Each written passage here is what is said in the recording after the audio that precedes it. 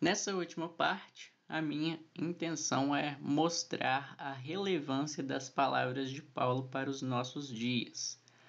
Toda essa discussão que Paulo faz sobre a realidade da ressurreição surge porque, como nós vimos, alguns dentro da igreja estavam negando isso. Eles estavam negando a realidade da ressurreição dos mortos em geral e, consequentemente, a ressurreição de Cristo em particular. E, não muito tempo atrás, no início do século passado, houve uma grande controvérsia na Igreja Presbiteriana dos Estados Unidos que muito se assemelha com a situação que Paulo trata aqui em 1 Coríntios 15. Essa controvérsia girava em torno de 5 pontos doutrinários da Igreja, um dos quais era a ressurreição corpórea e literal de Cristo. Vamos falar sobre essa controvérsia que tem tudo a ver com as palavras de Paulo e a gente aproveita para refletir sobre a relevância de tudo isso para nós.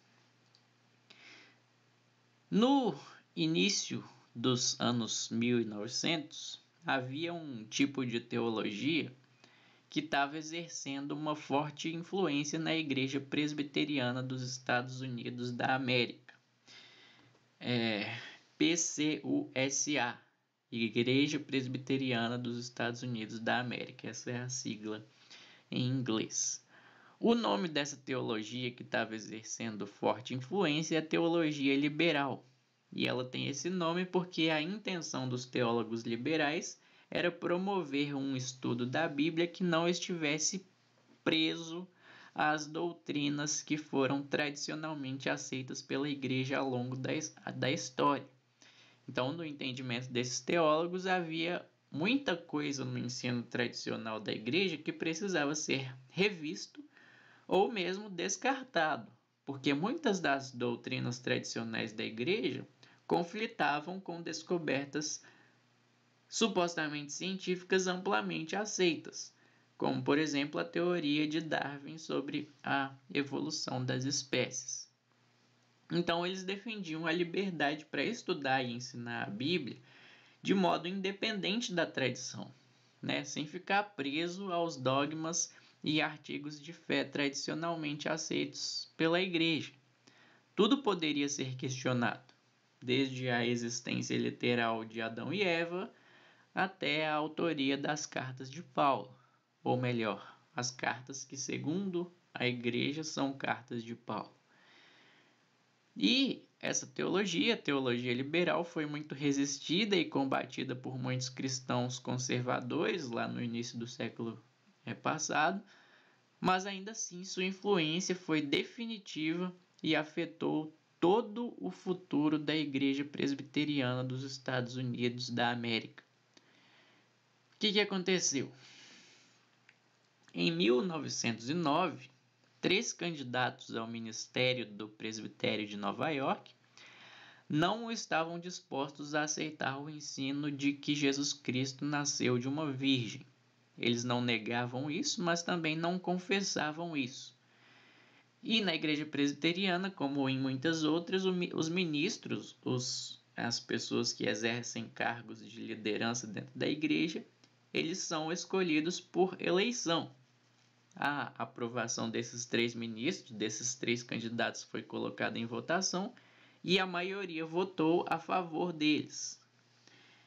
Mas a minoria que votou contra ficou muito insatisfeita com esse resultado e levou a questão para ser julgada por uma instância maior dentro da igreja, que é a Assembleia Geral.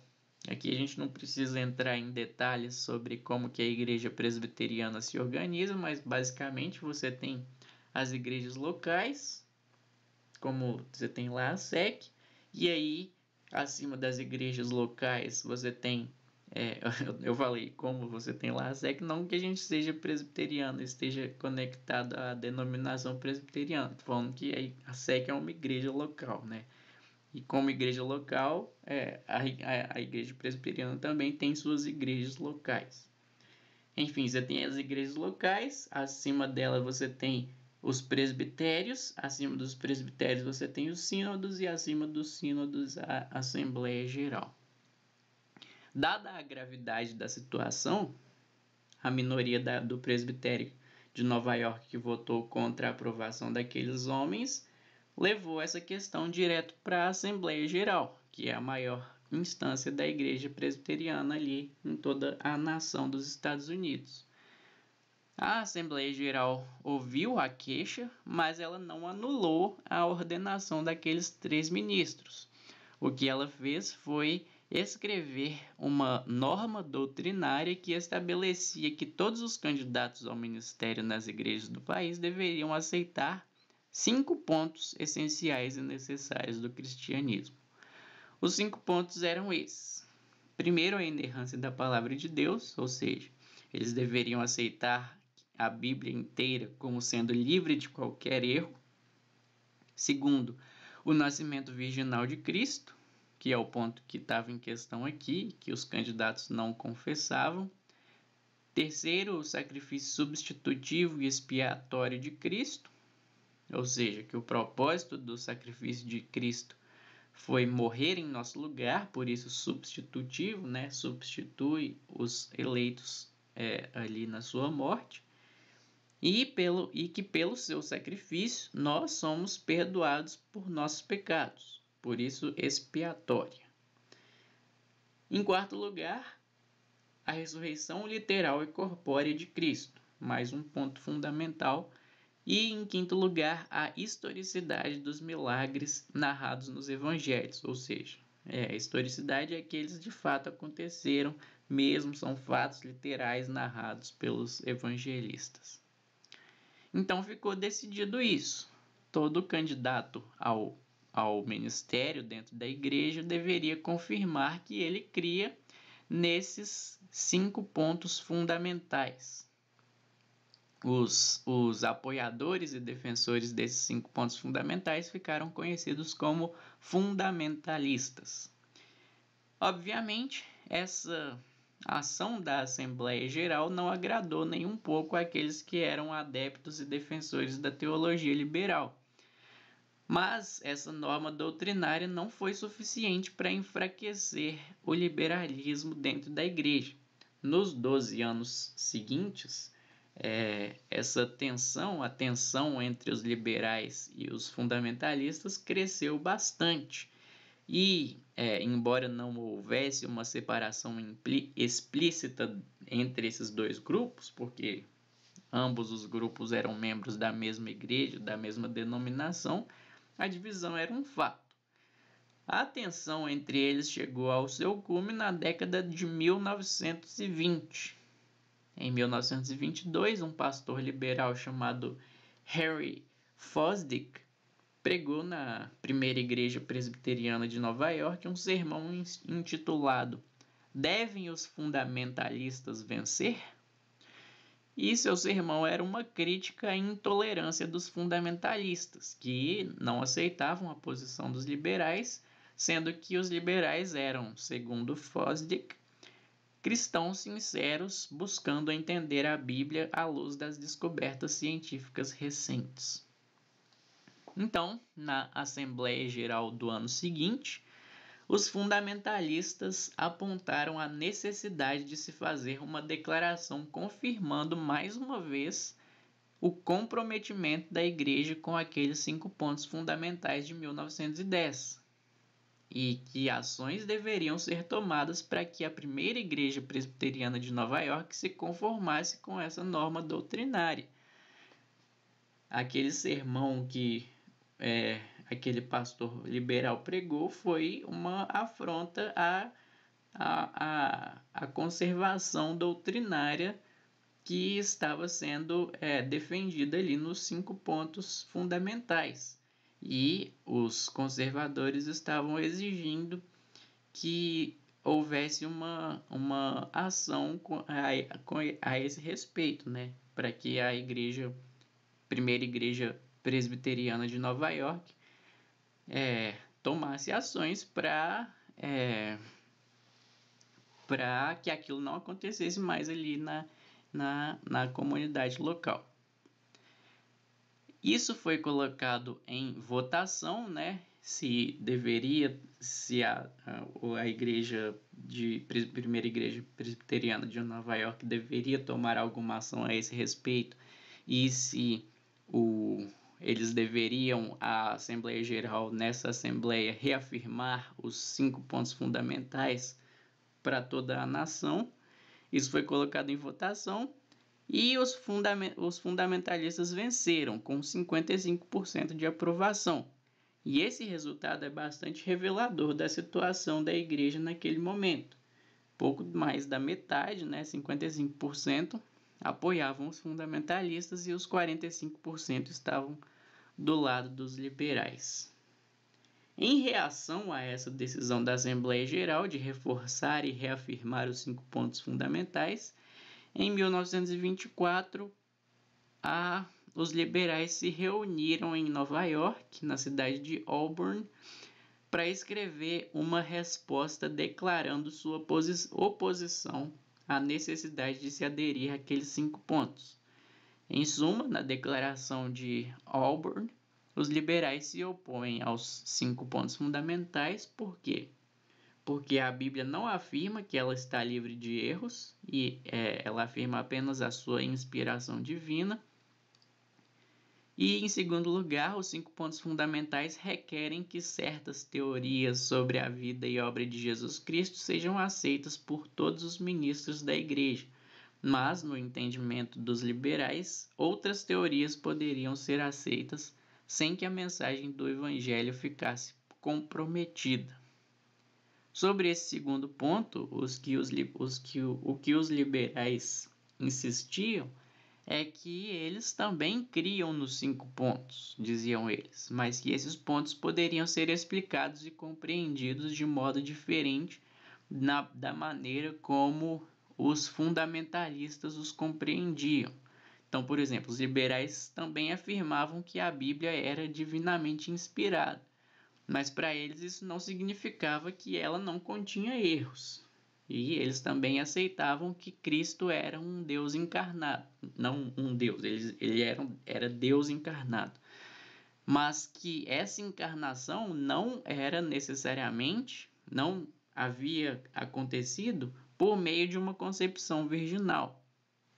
E eles também afirmavam crer na ressurreição de Cristo, mas que essa ressurreição não necessariamente foi corporal, como era tradicionalmente aceito pela igreja. Enfim, é isso que eles insistiam, que eles criam nos 5 pontos também, mas que eles davam explicações alternativas para aqueles 5 pontos. E a norma doutrinária exigia a adesão a certas teorias com as quais eles não concordavam. Enfim, essa foi a resposta dada pelos liberais.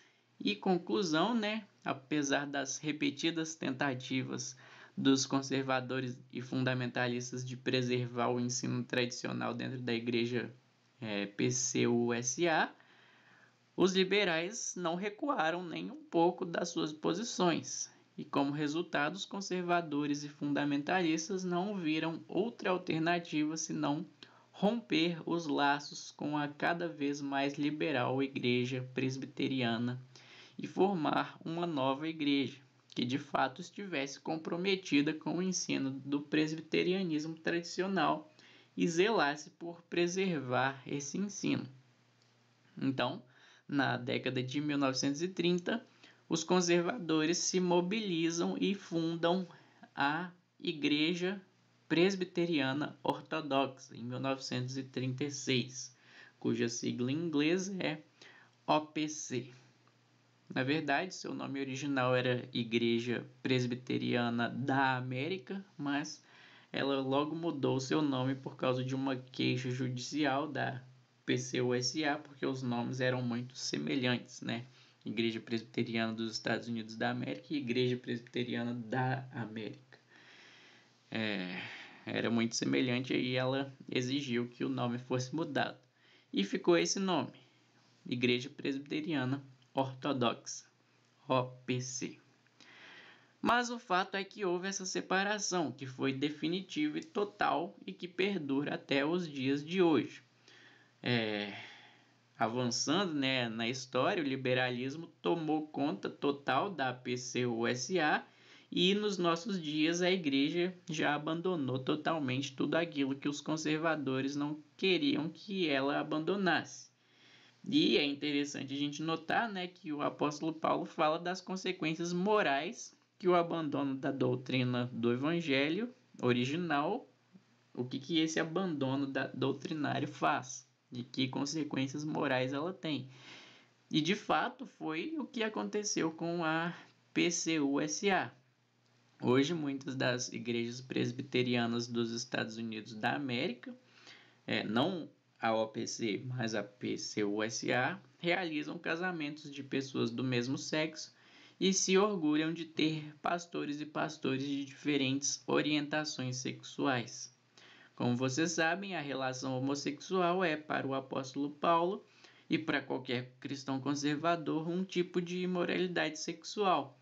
Então, nós vemos que Paulo, além de apóstolo, era profeta, prevendo há 2000 anos atrás o que ia acontecer com a PCUSA se ela não se apegasse firmemente à palavra do evangelho original, algo que ela de fato não fez. Terminada essa minha exposição dos acontecimentos, eu gostaria de chamar a atenção para o paralelo, né, das semelhanças dessa situação que nós vimos com a situação ali na igreja de Corinto. Em ambos os casos, primeiro ponto, em ambos os casos, pessoas dentro da igreja estavam abraçando um evangelho parcial, uma versão modificada do evangelho transmitido pelos apóstolos e pelos evangelistas. Como eu já disse, né, os liberais eles não negavam completamente toda a mensagem evangélica. Não, eles aceitavam uma parte e negavam outra. Eles aceitavam a encarnação de Cristo, mas não aceitavam a concepção virginal. Aceitavam a sua ressurreição, mas não é uma ressurreição literal e corporal. E, da mesma forma, né, os coríntios, alguns dentro da igreja, aceitavam o evangelho, mas não em sua totalidade. No caso daquela igreja, o que alguns estavam negando é que os mortos ressuscitam.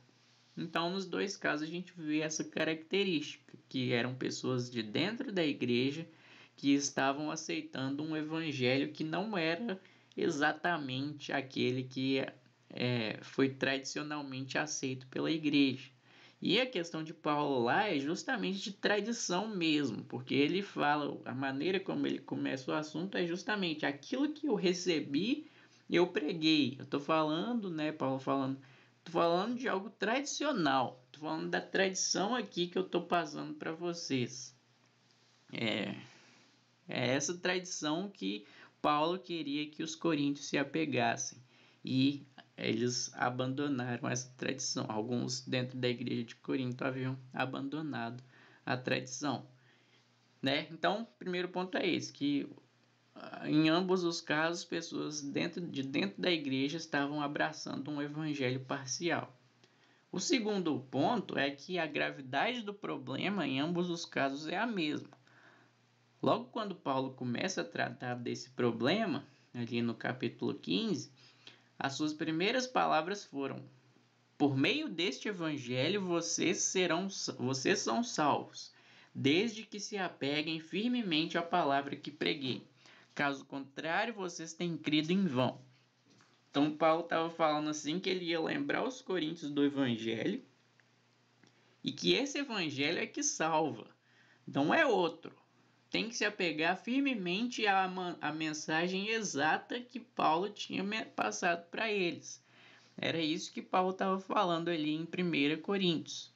Porque crer num evangelho que não é aquele pregado pelos apóstolos, não salva. Crer num evangelho que não é aquele pregado pelos apóstolos, não salva. Um evangelho sem ressurreição dos mortos não salva. E um evangelho adulterado para se harmonizar com supostas descobertas científicas também não salva. A gente está falando aqui de salvação das pessoas, é isso que está em jogo. E é extremamente importante prestar atenção ao que está sendo pregado e ensinado em nossas igrejas. Então, esse é o segundo ponto. Crer no evangelho, que não é aquele transmitido pelos apóstolos, não salva. O terceiro ponto é que em ambos os casos a questão era o desapego à mensagem original do evangelho. Aqueles que deixavam de lado certos aspectos do evangelho, tanto na igreja de Corinto quanto na igreja PCUSA, mostravam um total desapego àquilo que foi tradicionalmente aceito. Eles não estavam apegados, eles estavam desapegados. Pode mudar isso aqui e ali, e manter ali um cristianismo com essas modificações. Aquele grupo lá da igreja de Corinto estava contradizendo uma doutrina claramente apostólica, que era a ressurreição de Cristo. Todos os apóstolos anunciavam esse fato. E no caso dos liberais, embora eles tenham tomado cuidado de dizer que eles não negavam as doutrinas em torno das quais aquela controvérsia aconteceu, o fato é que esse cuidado deles não vale de nada, porque eles também não afirmavam as doutrinas, os 5 pontos apontados ali como doutrinas essenciais do cristianismo. Quem não concorda com aqueles 5 pontos não pode ser considerado um evangélico apegado ao ensino exato do que Paulo e os demais apóstolos e evangelistas ensinaram. Porque aqueles pontos lá, 5 pontos fundamentais, são os pontos mais básicos, mais claros de tudo aquilo que os evangelhos falam da vida de Cristo. Se a Bíblia for para ser aceita mesmo, aqueles pontos lá são um ponto indiscutível. O nascimento virginal de Cristo, a sua ressurreição corpórea, né? Cristo chegou, falou, a narrativa é bem clara quando fala que Cristo mostrou suas mãos, pediu para que um dos seus apóstolos tocasse nas suas feridas, comeu na frente deles. Enfim, se o relato da Bíblia for para ser aceito, aqueles 5 pontos lá são assim, né, o beabá do Novo Testamento que qualquer criancinha que saiba ler pode entender e ver que é isso mesmo que está sendo ensinado pelos evangelistas e pelos apóstolos. Então, assim, como que você vai questionar o nascimento virginal de Cristo em prol de outra teoria da encarnação, sendo que os evangelistas já disseram como que se deu a encarnação de Cristo? Mateus já falou, Lucas já falou, qual foi a maneira como ele se encarnou? Pela concepção virginal no ventre de Maria. Como questionar a ressurreição corporal e literal de Cristo em prol de outra teoria, sendo que os apóstolos já nos transmitiram qual que é a teoria certa?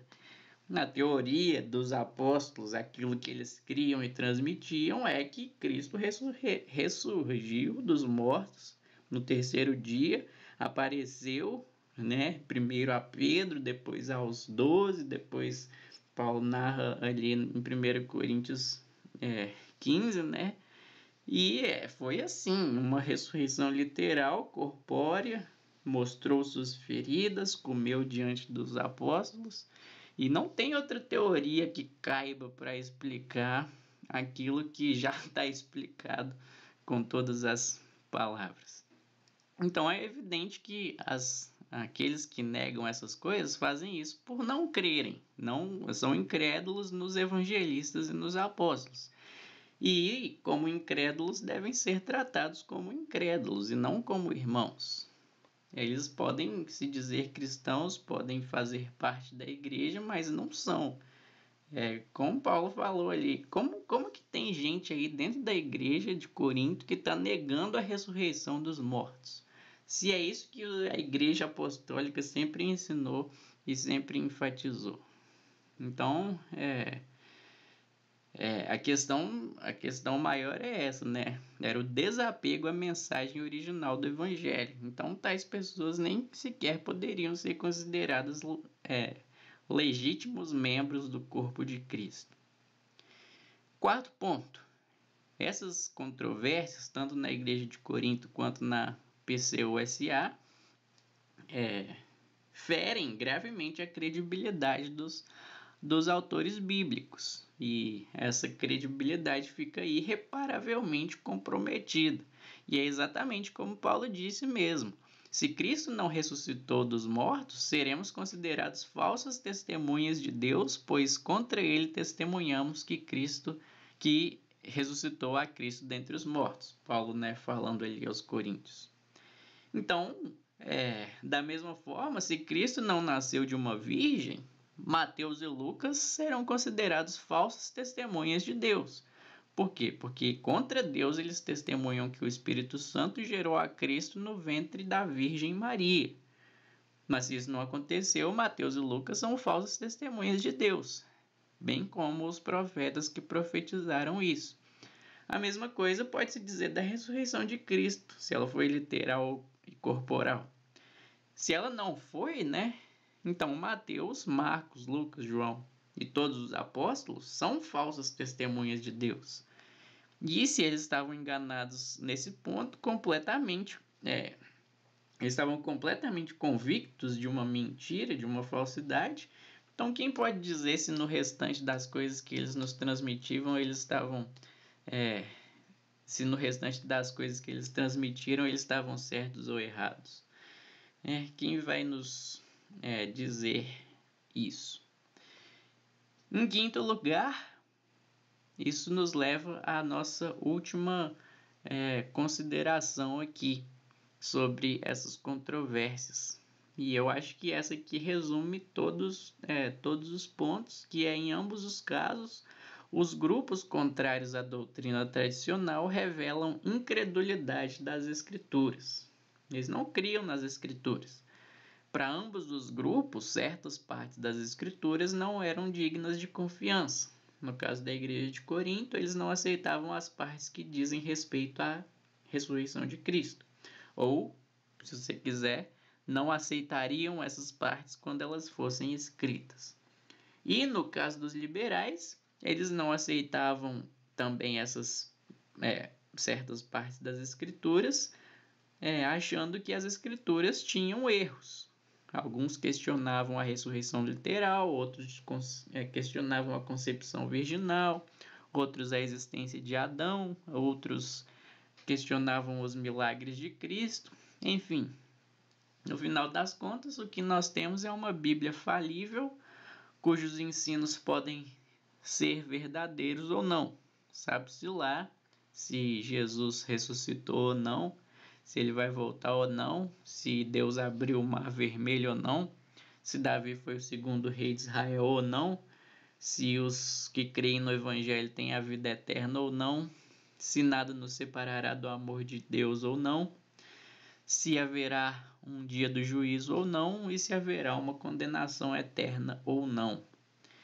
E nesse caso, se a gente tem todas essas dúvidas em todos esses pontos, a gente nem pode afirmar que a gente é a luz do mundo para iluminar aqueles que estão em trevas, porque nós mesmos não temos respostas certas. A gente tem apenas teorias, e teorias todo mundo tem, Outras religiões também têm teorias a respeito de todas essas coisas. E a gente está perdendo nosso tempo evangelizando e insistindo com as pessoas que se arrependam dos seus pecados e criam em Jesus. Por quê? Porque talvez ele não seja o único caminho. Talvez haja outros caminhos que levam a Deus. Então, negar a inerrância da Bíblia coloca em dúvida tudo o que ela nos diz, desde Gênesis até Apocalipse. Além disso, quem nega a inerrância da Bíblia e ainda assim mantém que ela é palavra de Deus, faz de Deus um mentiroso, um Deus que não é capaz de preservar a verdade num livro que é supostamente da sua autoria. E para fechar então, tome cuidado porque o falso ensino ele não entra na igreja escancaradamente. Ele é sempre uma deturpação, uma distorção sutil da palavra de Deus. O liberalismo, né, ele continua exercendo influência entre pastores e mestres nos nossos dias, fazendo pastores e mestres abrir mão pouco a pouco de coisas aqui e ali, de coisas que a Bíblia afirma categoricamente.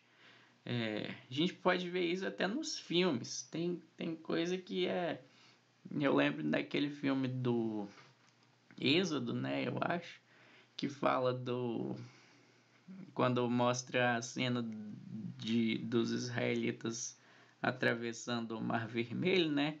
E na parte em que o mar deveria se abrir, né? Mas na verdade o mar não abre, ele só abaixa o seu nível para que os israelitas pudessem passar tranquilamente ali.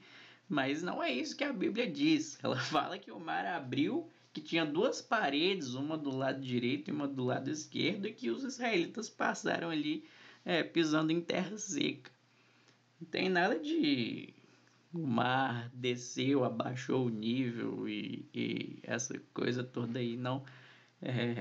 Isso daí está negando claramente aquilo que a Bíblia afirma com todas as letras em muitos lugares sobre a passagem dos israelitas no Mar Vermelho. Então a influência liberal está aí, está nos filmes, está nas músicas, está também nas pregações, porque alguns pastores também já têm suas convicções na Bíblia e na inerrância da Bíblia profundamente abaladas, e aí começam a balançar, né, em alguns pontos doutrinários, porque não tem completamente total confiança naquilo que nos foi transmitido pelos profetas e pelos apóstolos. Eu espero que essa aula tenha servido para despertar a sua atenção para a importância de a gente nos apegar à sã doutrina, conforme ela nos foi transmitida pelos apóstolos, porque disso depende a nossa salvação. Disso depende a salvação de vocês, diz Paulo aos Coríntios, de vocês se apegarem ao Evangelho que Paulo transmitiu, não é qualquer Evangelho. Então, que você tenha uma ainda maior reverência pela palavra de Deus e que você tenha ainda em maior alta estima todos os ensinos dos profetas e dos apóstolos, que tem esses ensinos em alta estima, porque eles não falaram da parte de Deus, mas eles falaram da parte de Deus e não falaram da parte deles mesmos. A gente deve receber as palavras dos apóstolos como os tessalonicenses receberam as palavras de Paulo.